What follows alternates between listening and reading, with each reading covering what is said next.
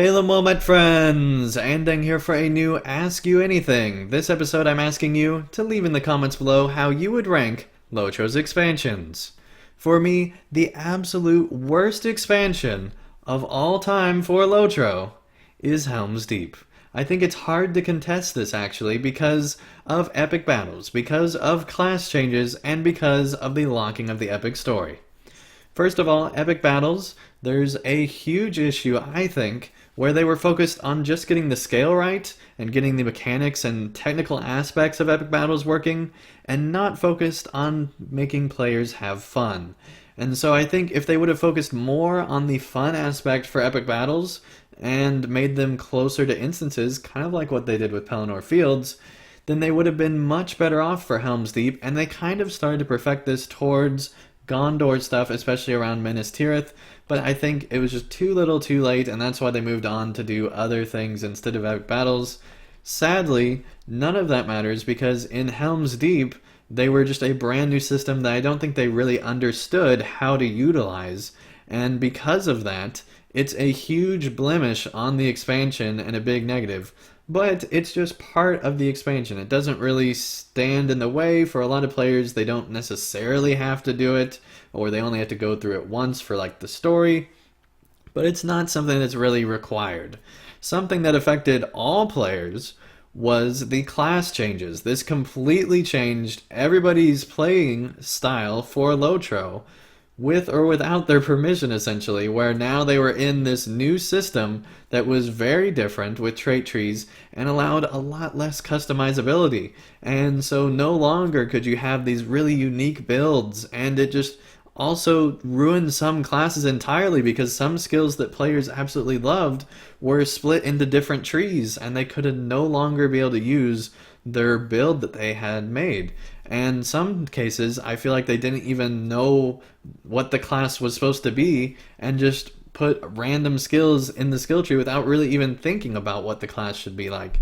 And I feel like that class changes were possibly the biggest mistake with Helm's Deep. It definitely affected the most people. The final thing that put the nail in the coffin for Helm's Deep was the gating of the epic story.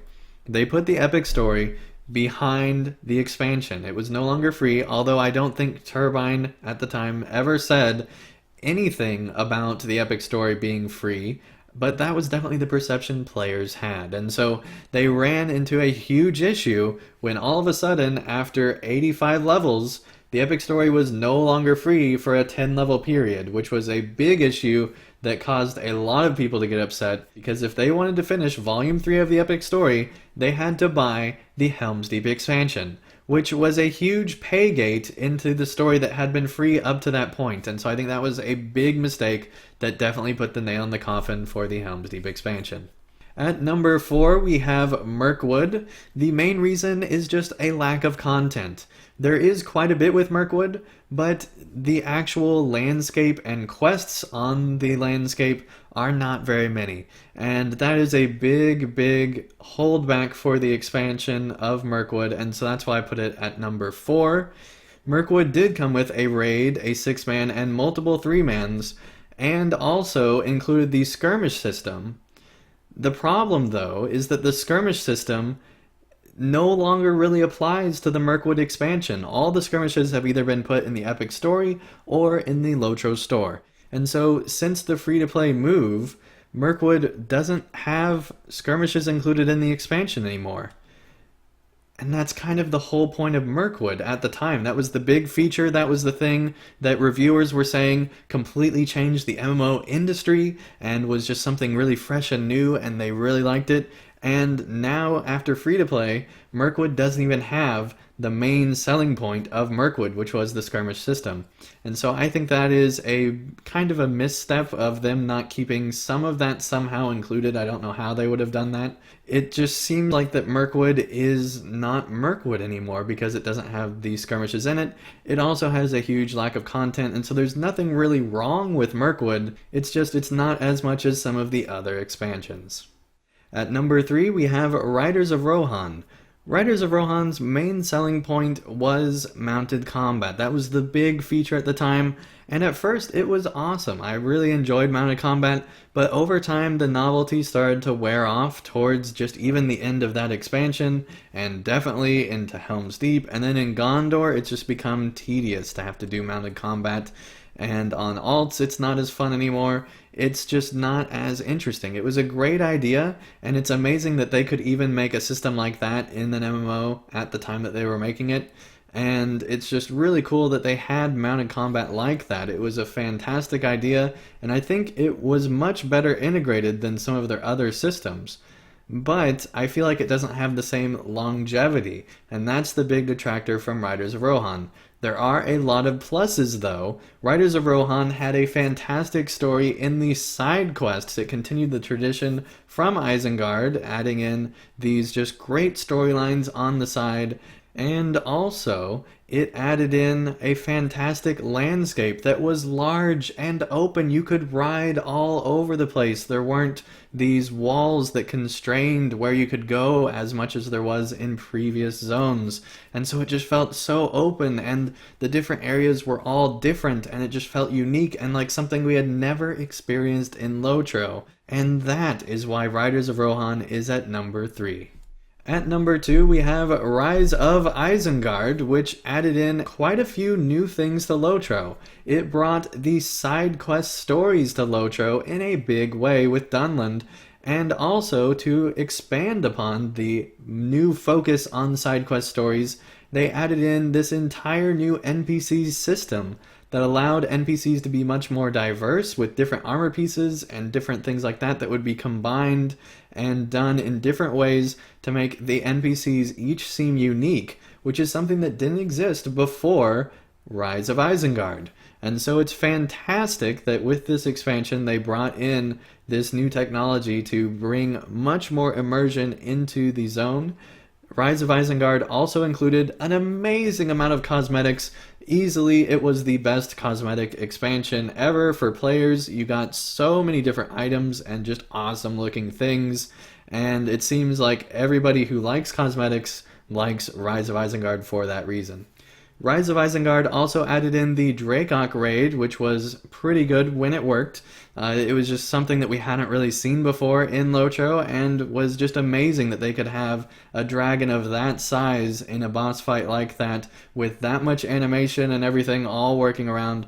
It was really, really cool.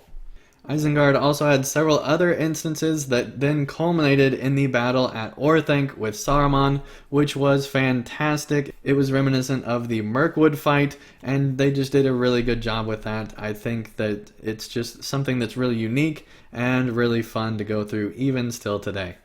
And at number 1 is the Mines of Moria expansion. This is not only a great expansion for LOTRO, but just a great MMO expansion in general. It brought in 2 new classes, which, looking back on it, they probably should have actually saved one of those classes for a later expansion, but they didn't, so that makes Mines of Moria even more awesome.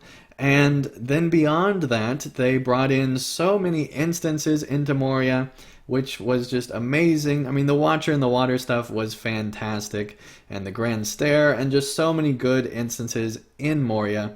Also, they brought in a totally new, different type of landscape design that they had to invent from scratch, where there was a roof height map and a floor height map that would allow these stalactites and mites to meet in the middle and do just some amazing things with Moria. Moria is a continuous dungeon for the most part. Obviously, when you go into like certain rooms, you have a teleport, but you can go basically from one end of Moria to the other without a loading screen, which is pretty amazing. And at the time, it made it one of the largest MMO dungeons ever. And that is just fantastic. It was one of the largest dungeons in all of gaming.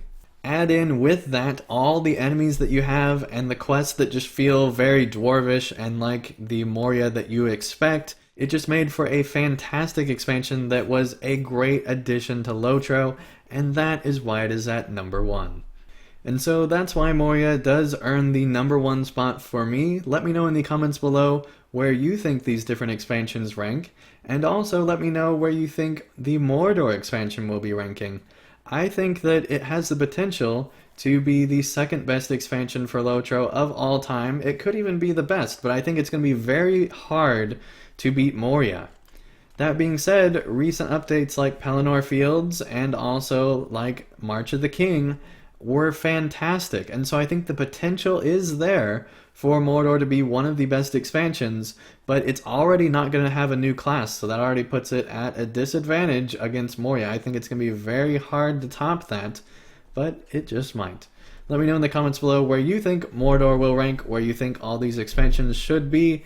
Thank you everyone so much for watching, and I'll see you again real soon for another episode of Ask You Anything.